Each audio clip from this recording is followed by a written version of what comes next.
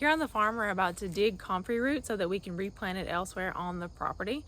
So this is a good opportunity to harvest some leaves, some comfrey leaves to make salve with. So that's what I'm going to be showing you today, how to make comfrey salve. Comfrey really is a multi-purpose plant. It's a perennial. You can cut it multiple times in the same season and have it grow back. It has a really good ability at pulling up nutrients from deep in the soil. For that reason, it makes a really good green manure, and it's also good to add to your compost pile. It's also a pretty nutritious animal feed, and it's medicinal. Here on the farm, we've used it multiple times for really bad sprains, strains, achy muscles and joints. We've also had other family members use it successfully for those exact same things. So we really are big fans of comfrey here on the farm. Like I said, today I'm going to be harvesting some leaves so that I can dry and use them to make salve with later. I have already made some comfrey infused oil with some leaves that I dried earlier in the year, and that's what we're going to be using today to make the salve.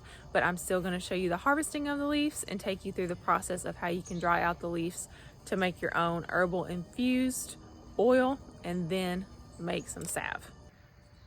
So this is one of our mini comfrey patches here on the farm. Like I said, we're about to dig for some roots and make some divides so that we can move some more of this up into our tree beds. It really divides readily. I made some divides earlier in the year and planted it out in the tree beds, and it, even though the soil was not great up there, it came up in almost all the spots that I planted the roots. So if you're thinking of doing that, it's pretty easy. It normally takes pretty easy. But right now what I'm going to do is just harvest these leaves for drying.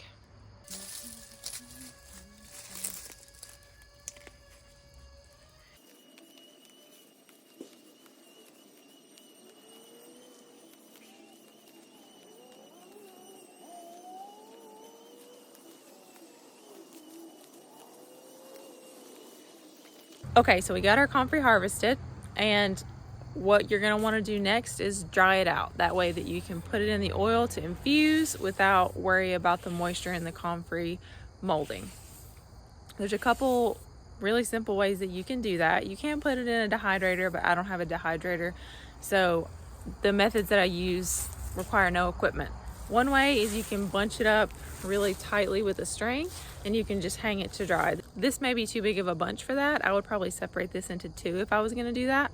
But just make sure when you do it that you tie the string really tightly, because the comfrey is going to lose weight as it dries. And if you don't tie it tight enough, it's just going to fall out on the floor. The second way, and the way that I use most often, is simply to just spread the comfrey out on like a stainless steel baking sheet and let it dry. And as long as you don't stack the comfrey, stack too much comfrey on top of each other so that there's no airflow, it'll dry that way just fine. Maybe walk by it, once every day or so and just flip the leaves over to make sure that it's getting air on both sides. But I've used that method to dry many things with success. And I would probably split this quantity up into two sheet pans as well, but just use your best judgment and make sure the comfrey isn't stacked on top of each other. So that's drying. Once it is dry, it'll be crispy. You'll be able to tell that it's dry. Once it is dry, the next step is to infuse your oil. You can make a quick infused oil by putting the comfrey in the oil of your choice and heating it slowly. There's different recommendations about how long you should heat it. Some people say you can heat it for an hour. Some people say put it in a crock pot and heat it overnight. But the way that I did this time, and I think the way that you probably get the most beneficial constituents from the comfrey, is to do a slow infusion method where you simply put the dried comfrey into the oil of your choice and let it sit for 4 to 6 weeks. And that is what I have done this time. Like I said, I've got some comfrey that I already dried and then put into some olive oil to infuse, and it's been sitting there since summer, so maybe more than 4 or 6 weeks. I sort of forgot about it, to be honest, because we had fresh comfrey and comfrey salve on hand, so it was just in the back of my mind. But winter is coming and I want to make sure that I have some comfrey salve on hand for winter. If you have fresh comfrey and you are in pain, you have like an achy joint, you've torn something, sprained something, and you don't have comfrey salve on hand, you can also make a poultice. And we have done that with success pain relieving success as well. I have a video on that and I will link to it here. So that is a good method if you have fresh comfrey and you need pain relief ASAP. But Comfrey Salve is good to have on hand for the winter when the comfrey's not growing. It's good to have on hand for traveling. And it's also a little bit less messy than a poultice, so it's just a nice topical all-around pain reliever to keep in your natural medicine cabinet. So I'm gonna go lay these out to dry, and then I'm going to meet you back here for steps on how to finish up your Comfrey Salve. Okay, so here is our comfrey infused oil. We're gonna use this along with pure beeswax to make our salve. It's a super simple process. So a basic rule of thumb for salve making is for every 4 ounces of herbal infused oil, use 2 tablespoons of beeswax. I have the beeswax pellets here. You can use like a chunk of beeswax and just chunk off the amount that you need. The one thing that I will say is make sure that you're getting pure beeswax. You don't want soy wax, you don't want artificial fragrances, none of that stuff. And you do have to be careful because I've ordered beeswax before that I thought was pure beeswax, and it got here and it clearly was not based on the smell. If you've ever smelled pure beeswax before, it's an amazing but very distinctive smell. So just make sure that you look for the words pure, or you see an ingredient list. This doesn't say pure anywhere on it, but it does have an ingredient list, and it's just beeswax, and it passes the smell test. It smells like fresh beeswax. The easiest way to know for sure that you're getting pure beeswax is to get it from a farmer that you trust, but I recognize that that's not always possible.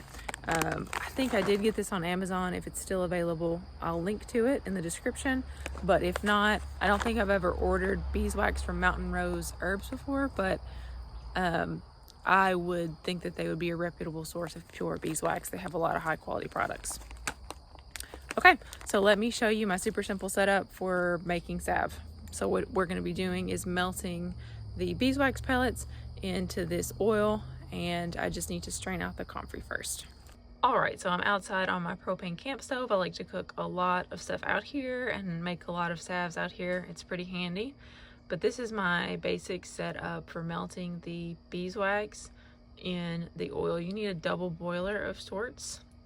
But what I do here is I put an old towel, a towel you don't care about, in the bottom of a saucepan, and then you're going to fill the saucepan with water, not all the way, but close to the top. And then you will be able to set your glass jar filled with oil and beeswax onto the towel, and you can bring the water to a simmer and stir ever so often, and the beeswax will melt into the oil. This is how I've done it for years. Super simple, low tech, and it works. So let's prepare our oil and beeswax mixture.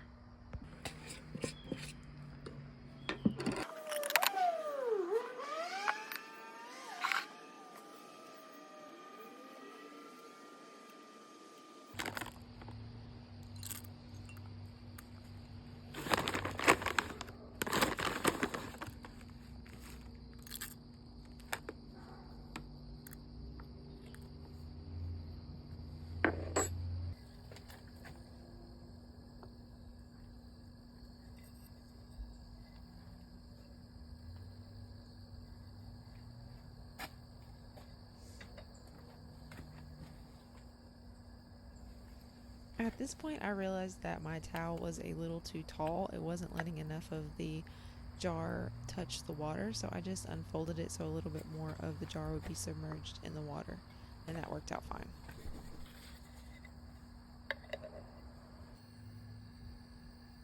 So now you want to bring your water to a simmer. You don't want it to go too crazy, and just keep an eye on it, especially since we have that towel in the bottom.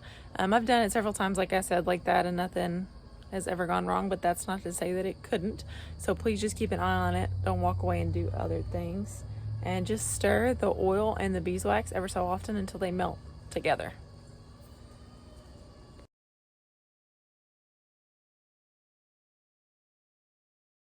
I'm gonna pop the lid back on just so none of the water hops up into our salve jar.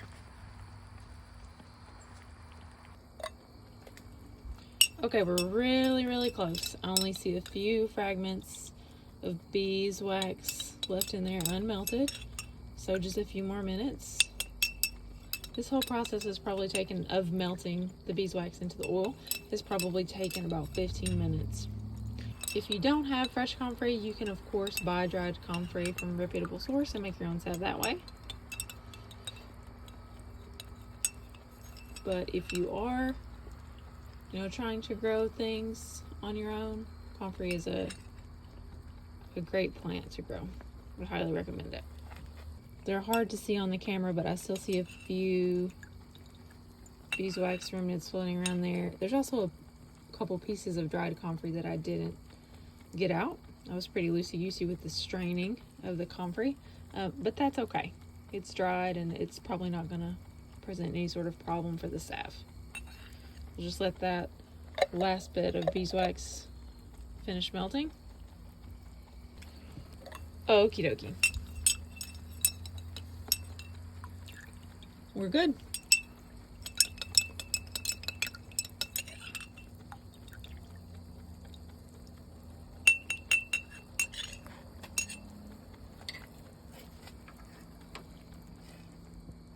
Turn off the heat. And I'm gonna gingerly put the lid on, and with the lid, lift the comfrey off and take it to my workstation. So the salve is liquid now, as you can see, because it's hot. We've just taken it off the heat, but as it cools, it's gonna solidify into a salve. Careful, it's still hot. I tend to just continue to stir the salve as it cools, because if you don't, the beeswax has a tendency to want to separate from the oil. So we'll just keep giving it a stir every now and again, and I'll see you back when it's solidified.